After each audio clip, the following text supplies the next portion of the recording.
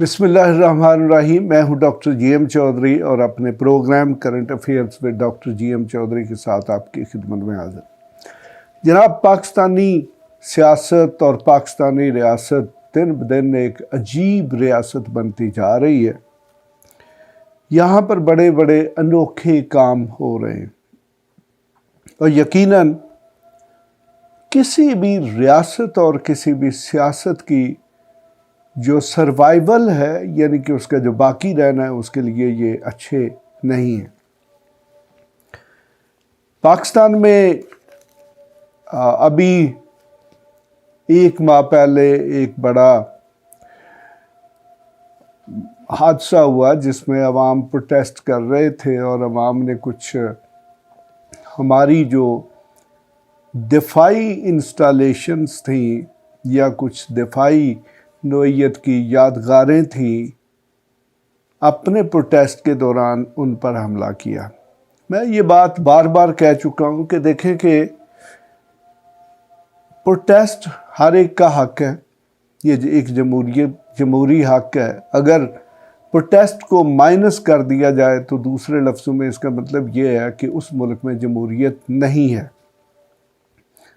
لیکن پروٹیسٹ جو ہے جی، اس کی ہمیشہ کچھ قانونی لیمٹس ہیں۔ پروٹیسٹ آپ پیسفل طریقے سے کریں، اس میں آپ اسلحہ استعمال نہیں کر سکتے، اس میں آپ ایسے اقدامات نہیں کر سکتے جس سے کسی دوسرے کے جو حقوق ہیں ان کو نقصان پہنچے۔ یعنی کہ آئین اور لا یہ تسلیم کرتا ہے کہ جو ایک شخص کا حق ہے وہ دوسری طرف اس کی ڈیوٹی بھی ہے۔ یعنی کہ حق اور ڈیوٹی جو ہے، رائٹ اینڈ ڈیوٹی جو ہے، یہ آپس میں انٹر ڈیپینڈنٹ۔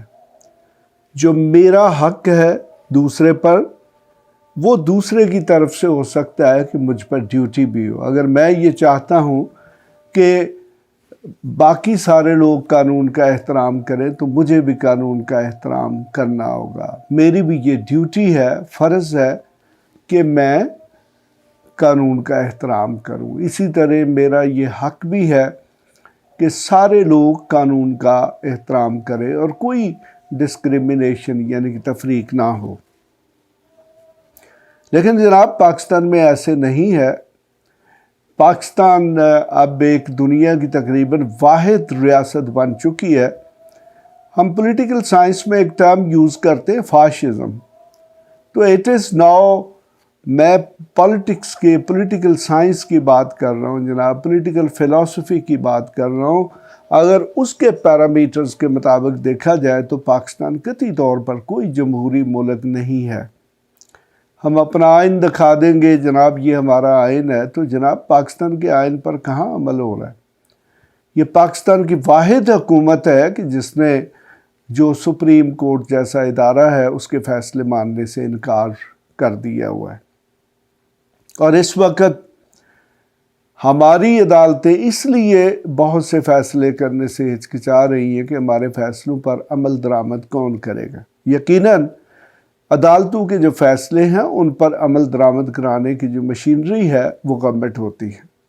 بہرحال جب گورنمنٹ کے یعنی کہ حکومت میں جو افراد ہوتے ہیں ان کے سٹیکس، ان کے مفادات متضاد ہوں تو وہ یقیناً عدالتوں کی عزت نہیں کریں گے۔ لیکن بہرحال وہ دن دور نہیں ہے کہ جس دن یہی لوگ جو ہیں، جو آج حکومت میں ہیں، کل یہ عدالتوں کے باہر دعائی دے رہے ہوں گے کہ جی ان کے ساتھ زیادتی ہو رہی ہے اور ان کے حقوق کا تحفظ نہیں ہو رہا، آئین کے جو دفعات ہیں، جو شقیں ہیں، ان پر عمل نہیں ہو رہا۔ بہرحال یہ جناب وقت ہے، یہ کسی کے ساتھ نہیں ٹھہرتا، اور جتنا کوئی پبلک آفس کو، پبلک پاور کو مس یوز کرتا ہے تو دوسرے لفظوں میں وہ ایک ایسی مثال، ایک نظیر، ایک پریسیڈنٹ قائم کر رہا ہوتا ہے کل کو آنے والے لوگوں کے لیے کہ وہ بھی ایسے کر سکتے ہیں۔ جس طریقے سے جو پبلک پروٹیسٹ ہیں ان پر تشدد کیا گیا، لوگوں کو اٹھایا گیا، لوگوں کو غائب کیا گیا، لوگوں پر پورے ملک کے مختلف علاقوں میں FIR درج کی گئی، تو یہ بیسیکلی جو آنے والی حکومت ہے، اگر فرض کرے کہ وہ ایسی حکومت آ جاتی ہے جو موجودہ حکومت کے خلاف ہوتی ہے تو پھر انہوں نے سمجھے کہ ان کو پہلے سے ٹرین کر دیا کہ انہوں نے ان کے ساتھ کیا کرنا ہے، تو پھر ان لوگوں کی جو آوازیں ہیں، یا پنجابی میں آپ یہ کہہ لیں کہ ان کی جو چیخیں ہیں وہ بہت دور دور تک سنی جائے گی. پھر ان کو جمہوریت بھی یاد آئے گی، ان کو آئین بھی یاد آئے گا، ان کو اپنے بنیادی یعنی کہ فنڈامنٹل رائٹس بھی یاد آئیں گے. بہرحال جناب یہ دنیا کا سسٹم ہے، اس میں بدلہ تو پھر لینے والے لیتے ہیں، اور جنہوں نے کسی کے ساتھ زیادتی کی ہوتی ہے ان کو وہ بھگتنا بھی ہوتی ہے.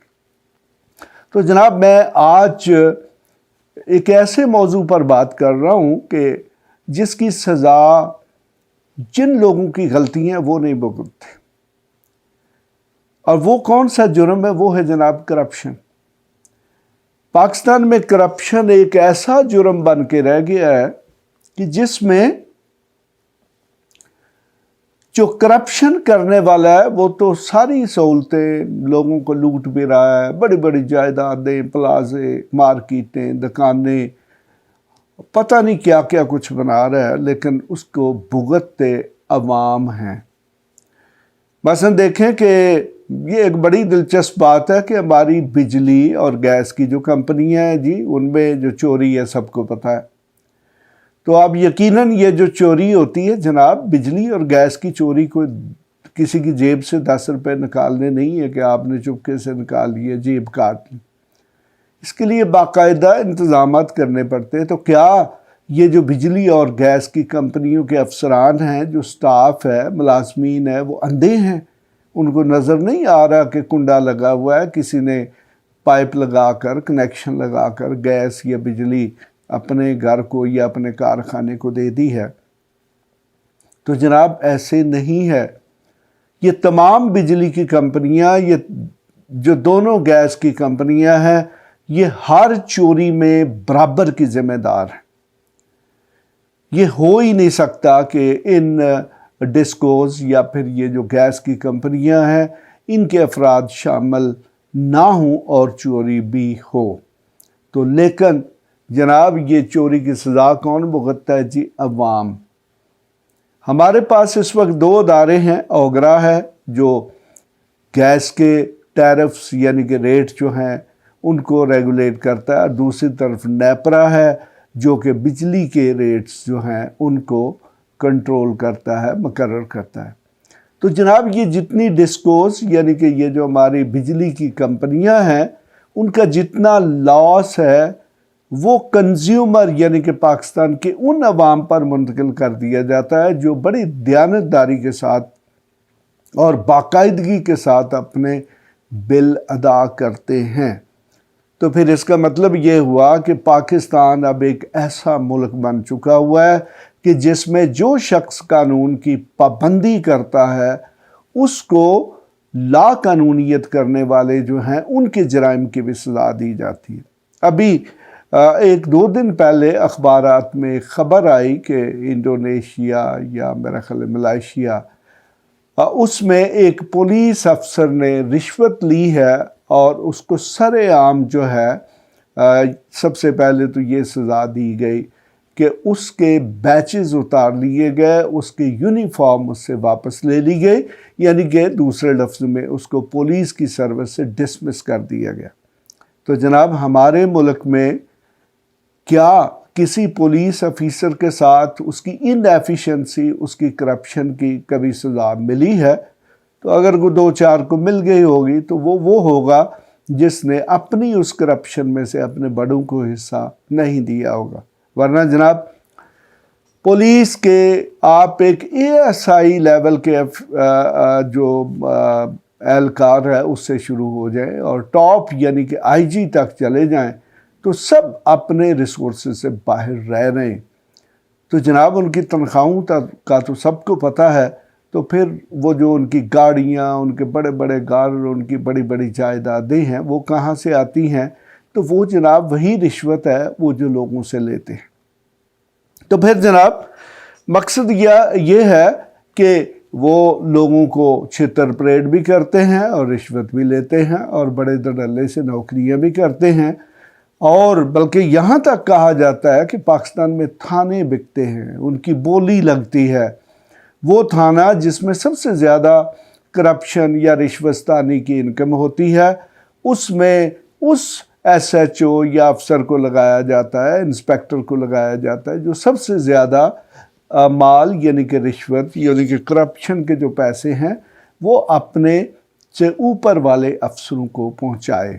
تو ادروائز اسے لائن حاضر کر دیا جاتا ہے یا کسی ایسے تھانے میں لگا دیا جاتا ہے جہاں پر زیادہ آمدن نہ ہو، یعنی کہ جہاں پر کرپشن کی انکم زیادہ نہ ہو۔ تو بہرحال جناب پاکستانی عوام کو آنکھیں کھولنی چاہیے۔ ہم کرپشن کی مذمت کرتے ہیں، ہماری حکومتیں بھی مذمت کرتی ہیں، لیکن یہ کرپشن کرتا کون ہے؟ یقیناً جناب یہ حکومت کے اہلکار ہوتے ہیں۔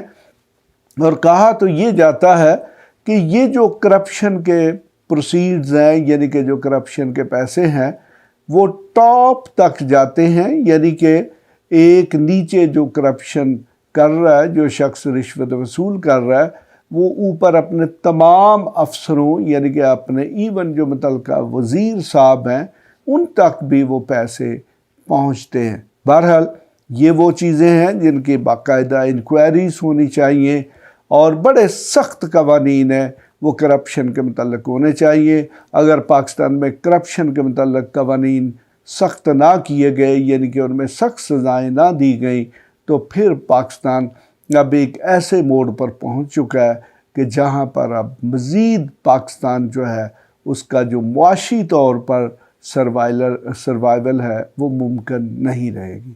آپ بھی سوچئے، حکومت کو بھی سوچنا چاہیے۔ تو یقیناً حکومت تو نہیں سوچے گی، کیونکہ حکومت کے افسر اور اہلکار ہی اس کرپشن کا ارتکاب کر رہے ہوتے ہیں۔ تو یہ ڈیوٹی یقیناً عوام کی ہے کہ وہ اب کرپشن کو ٹالریٹ نہ کریں۔ اس کے ساتھ ہی اجازت، خدا حافظ۔ ایسی مزید ویڈیوز دیکھنے کے لیے ہمارے چینل کو سبسکرائب کر لیں اور بیل آئیکن کو آن کر لیں تاکہ آپ کو ہر نئی آنے والی ویڈیو کا نوٹیفیکیشن ملتا رہے۔ اگر آپ کا کوئی بھی سوال ہو تو آپ ہمارے دیے گئے واٹس ایپ نمبر پر رابطہ کر سکتے ہیں یا کمنٹس کر کے اپنے سوال پوچھ سکتے ہیں۔